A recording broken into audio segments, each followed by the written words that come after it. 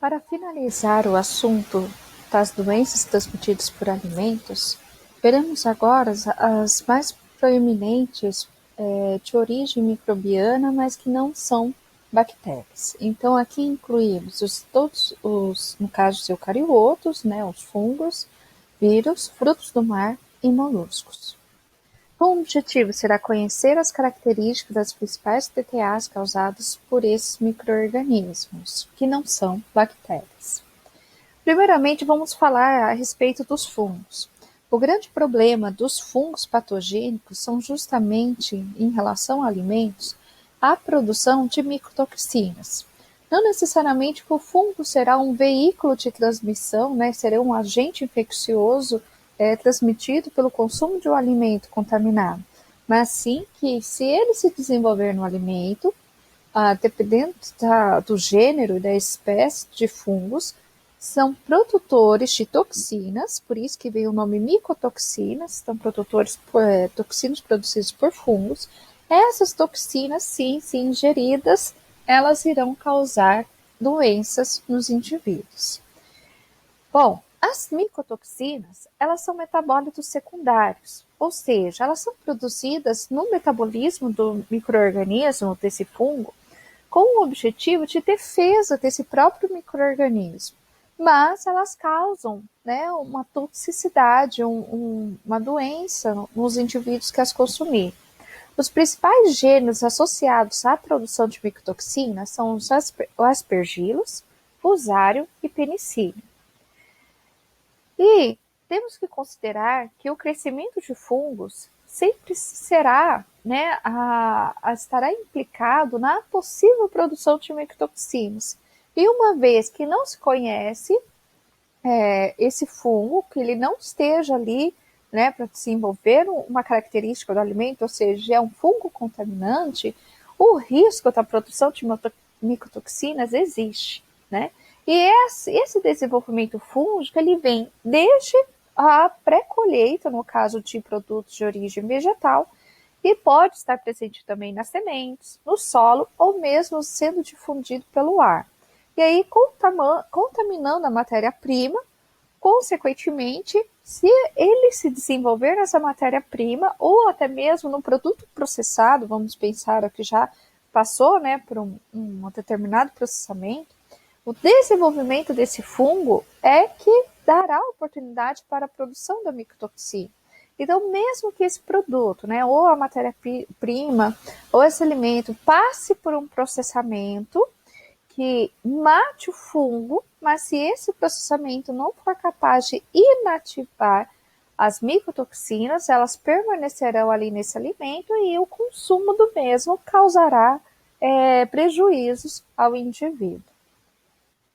Então, o que é muito importante, principalmente para os produtos de origem vegetal que estão mais favoráveis a serem acometidos pelo desenvolvimento fúngico?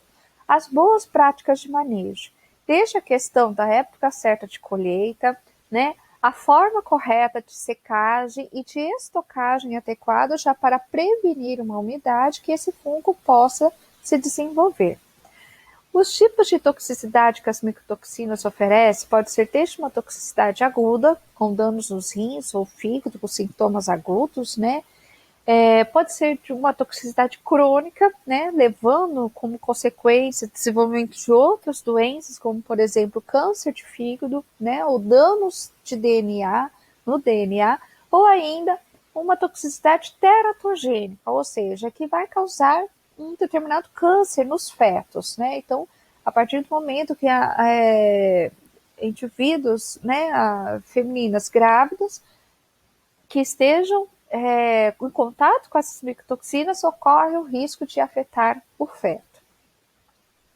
E aí nós vamos falar sobre os principais grupos de micotoxinas. Então, o primeiro deles é a aflatoxina. Então, essas micotoxinas específicas, elas são chamadas de aflatoxina justamente por serem produzidas por aspergilos flavos e aspergilos parasíticos. E esses fungos, né, como um todo, eles irão produzir essas micotoxinas quando eles encontrarem condições favoráveis, tanto de temperatura e umidade, e estarem presentes no alimento. As aflatoxinas, elas podem ser do tipo B1, B2, quando elas têm uma fluorescência de cor azul, ou G1 e G2, quando elas têm uma fluorescência de cor verde. No entanto, a B1 é a aflatoxina mais comum, mas também a mais tóxica. As aflatoxinas, elas podem produzir negrose aguda, cirrose e carcinoma no fígado em diversas espécies animais. Ou seja, o problema das micotoxinas não é somente para humanos. As espécies animais que fazem o uso de grãos e cereais também correm o risco de se contaminarem por micotoxinas, né? Até de modo geral. E aí nós temos que analisar que se um animal ele se contamina, né, por uma micotoxina, talvez não apresente sintomas agudos, mas e elas têm esse efeito acumulativo no organismo, e é um animal para o consumo humano, consequentemente, o humano também vai se contaminar por estar acumulado no tecido muscular desse animal, né? No caso da aflatoxina LD50, ou seja, a dose letal para 50% de indivíduos de uma população, ela varia de 0,5 a 10 mg por quilo de peso corporal. E existe uma forte ligação entre a exposição à aflatoxina e hepatite B e câncer de fígado primário. Outro grupo principal de micotoxinas é a ocratoxina, que ela é produzida por Aspergillus sogranceus, Penicillium verrucoso e Penicillium viridicatum. Ela é encontrada principalmente em cereais e, consequentemente, nos derivados desses cereais contaminados. Elas são do tipo nefrotóxicas, ou seja, que atacam o sistema dos rins, carcinogênicas, teratogênicas e imunotóxicas. Outro grupo, as fulmonizinas, tem esse nome justamente por serem produzidos por Fusarium. Acontece uma ocorrência mundial no milho e seus derivados. As evidências sugeriram ligação entre a exposição à fulminizina, né, por conta da dieta, e o câncer de esôfago. E elas são estáveis durante o processamento de alimentos. Então, olha o grande perigo. Por mais que um tratamento térmico pode inibir ou matar o fungo, a toxina ela se mantém estável. Então, o consumo desse alimento irá manter o mesmo risco, mesmo que ele passe por tratamento térmico. A zearalenona, né, ela possui esse nome porque ela é muito ligada a fungos que colonizam milho, mas além do milho também a cevada, trigo, aveia e sorgo, que seria o fusário gramineário e o fusário comorum. Podem causar hiperestrogenismo e graves problemas de reprodução e infertilidade em animais, no caso em suínos. Isso é um problema seríssimo economicamente, uma vez que ela tem esse poder de causar essa perda de fertilidade em suínos, envolve toda uma cadeia produtiva, justamente porque ela pode estar presente na ração dos animais. Os tricotecenos, produzidos por Fusarium, são contaminantes de trigo, cevada e milho. Há mais ou menos 40 diferentes tipos de tricotecenos. Os mais conhecidos são deoxinivalenol e o nivalenol. Causam vômitos, rejeição à ração e afetam o sistema imunológico. Então, além de causar, né, ter o problema de serem acumulativos, também em sintomas agudos podem provocar a perda de ganho dos animais justamente por conta dessa rejeição à ração. Nos humanos, causam dores de cabeça, febre, náuseas e distúrbio gastrointestinal. Bom, e aqui nessa aula também, por ser organismos eucariotos, né, tanto os fungos, mas também vamos tratar dos protozoários, né, do reino protista.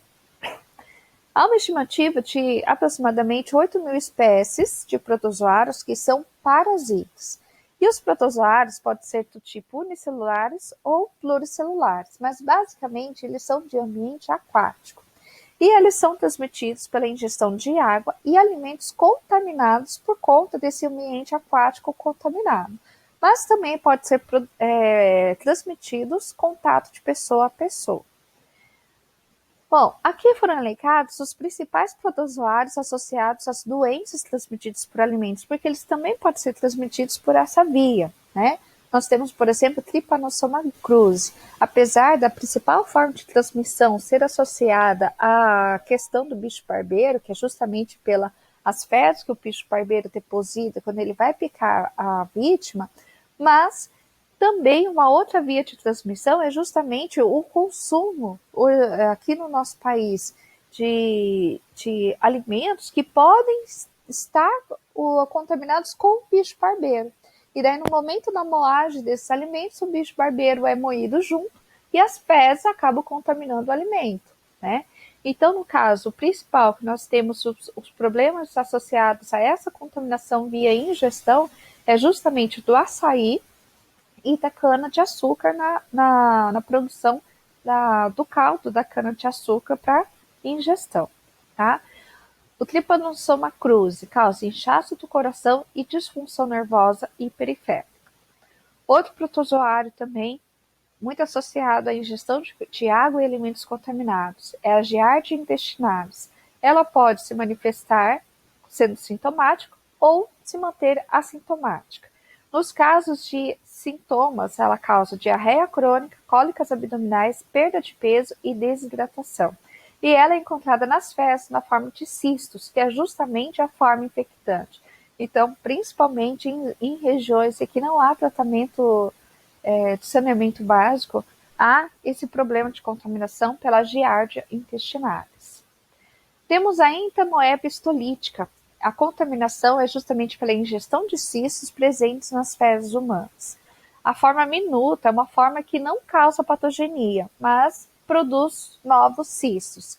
E a forma magna da entamoeba, já é de tamanho maior, é a que acaba invadindo a parede intestinal, causando disenteria com ulcerações.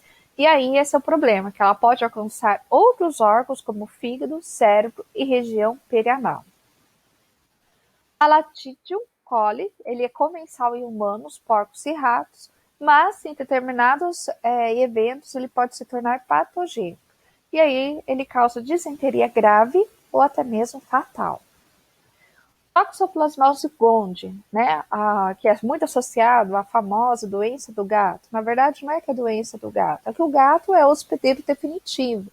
E aí, as fezes do gato podem estar contaminadas pelos oocistos, que é a forma desse protozoário, né, quando é secretado pelo gato.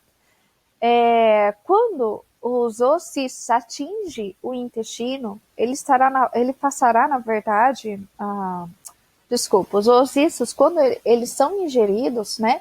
E aí, quando chega o Toxoplasma gondii, quando chega no intestino, ele estará na forma de esporozoítos.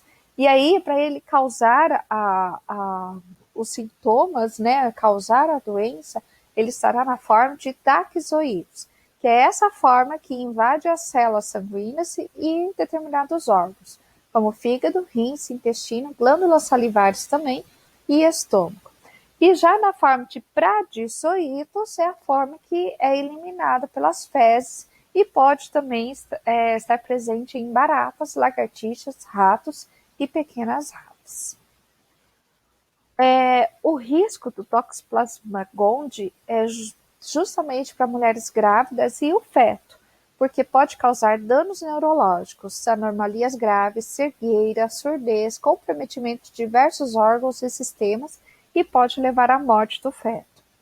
Já em sintomas agudos, tem-se febre, dores musculares, comprometimento da visão, dores de cabeça e garganta e manchas pequenas e vermelhas pelo corpo.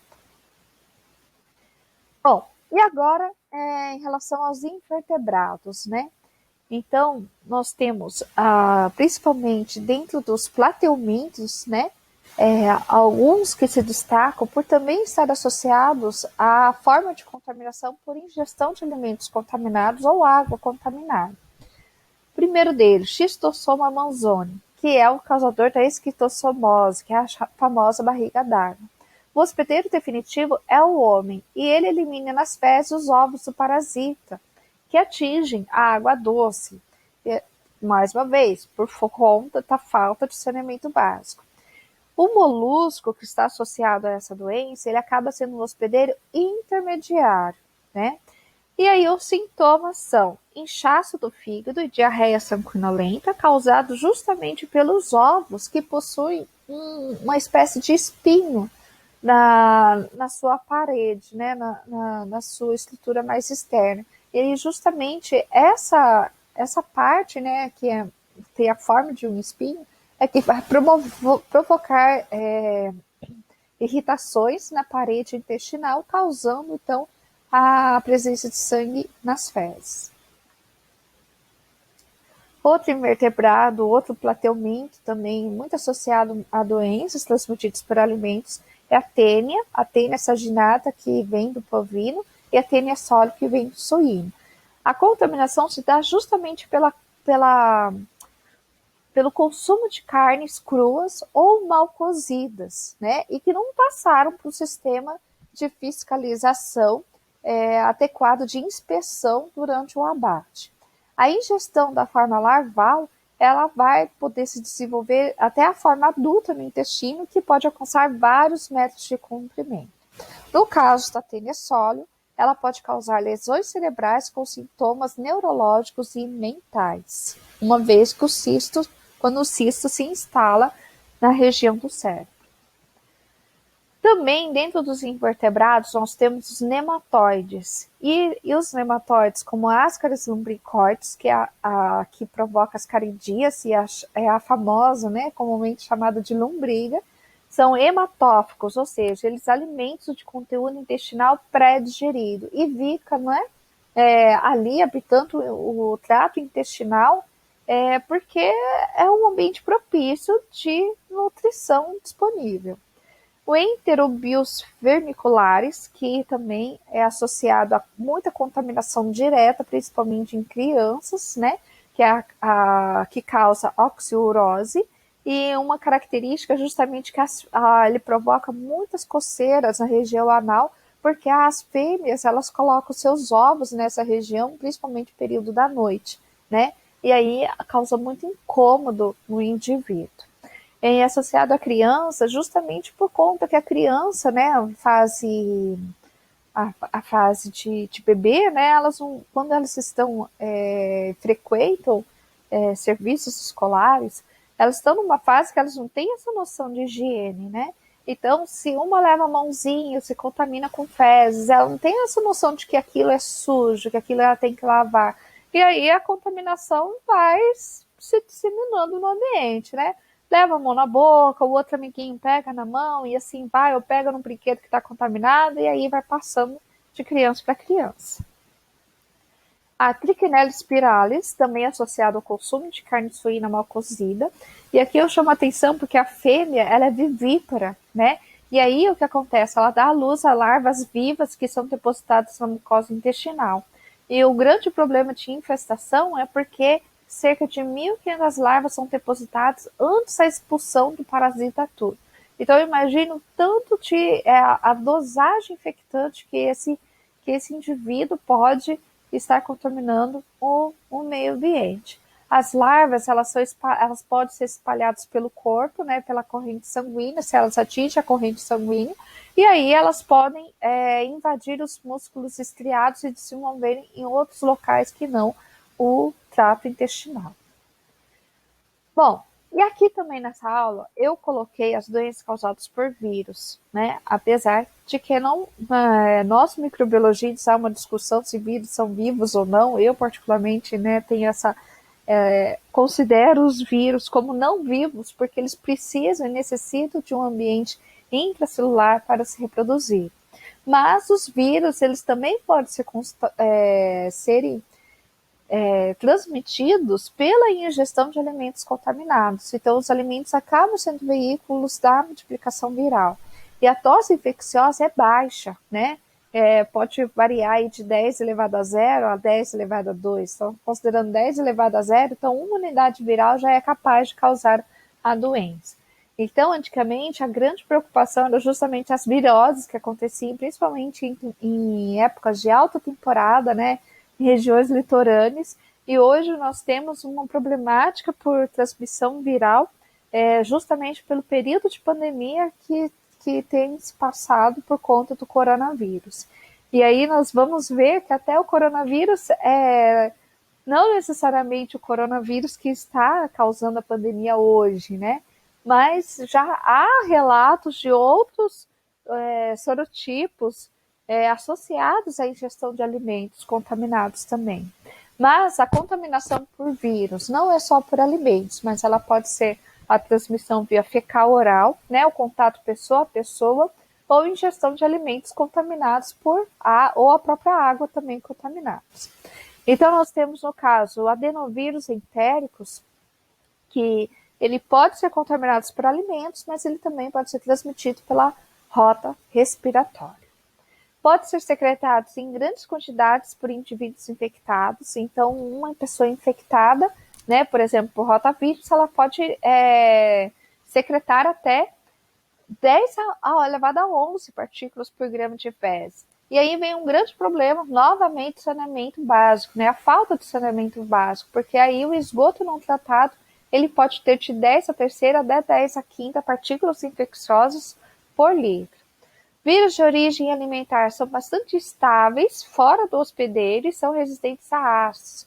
Isso faz que a incubação desse vírus, né, ou a presença dele, melhor dizendo, no alimento pode se dar até 30 dias. Então, o alimento pode ter sido contaminado por uma partícula viral.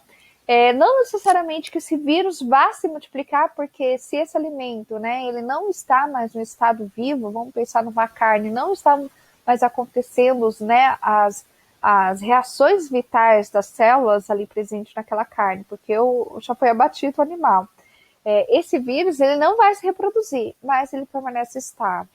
A partir do momento que o alimento é consumido, é lógico que o indivíduo vai se contaminar por essa partícula viral. Vírus que causam gastroenterite. Então, nós temos rotavírus, adenovírus entérico, norovírus, vírus saporo e astrovírus. Temos também vírus da hepatite A e E, transmitidos por via fecal oral, e vírus que causam outras doenças que não necessariamente gastroenterites, né, mas que são transmitidos por alimentos, como o citomegalovírus, o vírus do tipo parvo, o coronavírus e o enterovírus. Bom, e aí, para fecharmos, nós vamos falar sobre também doenças transmitidas por alimentos no caso dos frutos do mar. Então, nós temos o caso de frutos do mar que podem conter a cicuatera. A cicuatera, ela é uma toxina proveniente de microalgas, mas não é que as microalgas que são consumidas. No caso, a cicuatera, ela é uma toxina que ela pode estar presente na carne do peixe. Mas por que está sendo discutido aqui dentro da microbiologia? Porque se o peixe consumir microalgas que produzem a cicuatera, ele irá acumular na sua carne a cicuatera, que é a toxina. Então, não é que o micro-organismo vai estar presente no peixe, não é isso. No caso do micro-organismo, que são as microalgas, elas foram alimento do peixe, só que elas já continham essa toxina, e aí essa carne desse peixe pode ser veicular a cicuatera, né, para a patogenicidade. Temos também a intoxicação escombroide, que ela é causada pelo consumo de peixe com alto teor de histamina, como a cavala. E aí, qual que é o problema? A histamina, ela é proveniente da ação da histidina desidrogenase bacteriana. Então, o problema é que essa é uma enzima que é produzida por essas bactérias, Morganella morgani, Proteus, alguma espécie de Proteus, Afinalvi, Klebsiella e Klebsiella pneumoniae. Então, o que acontece? A intoxicação escombroide não é causada por essas bactérias, mas essas bactérias são produtoras de enzima, dessa enzima chamada histidina desidrogenase. E aí, essa enzima, ela vai provocar a transformação da histamina em escombroide, e aí causando a intoxicação escombroide. No caso de moluscos, os moluscos, da mesma forma, né, que a gente falou dos frutos do mar, eles podem também se alimentarem de alga planctônica, né, plantônica, que essa alga produz toxina. Então, por conta da alimentação dos moluscos, eles podem estar contaminados por toxinas. E aí essas toxinas, elas podem ter uma variedade de sintomas, tudo vai depender do tipo de toxinas presentes, das concentrações dessas toxinas nos moluscos e da quantidade consumida de molusco contaminado para causar a intoxicação no indivíduo. As intoxicações que podem acontecer por conta do consumo de moluscos contaminados por essas toxinas, né? Intoxicações que causam paralisia, intoxicações que causam diarreia, intoxicações que são neurotóxicas, né? E até intoxicações que causam amnésia, dependendo principalmente aí do tipo de moluscos, sendo mais predominantes nos mexilhões, ok? Bom, e aqui nós conseguimos encerrar as principais doenças transmitidas por alimentos, mas são justamente as doenças mais comentadas na literatura e ficam também outras doenças que podem ocasionar certas enfermidades que também, talvez não menos comentadas, mas não de menor importância, né? Tudo vai depender da predominância de aparecimento dessas doenças.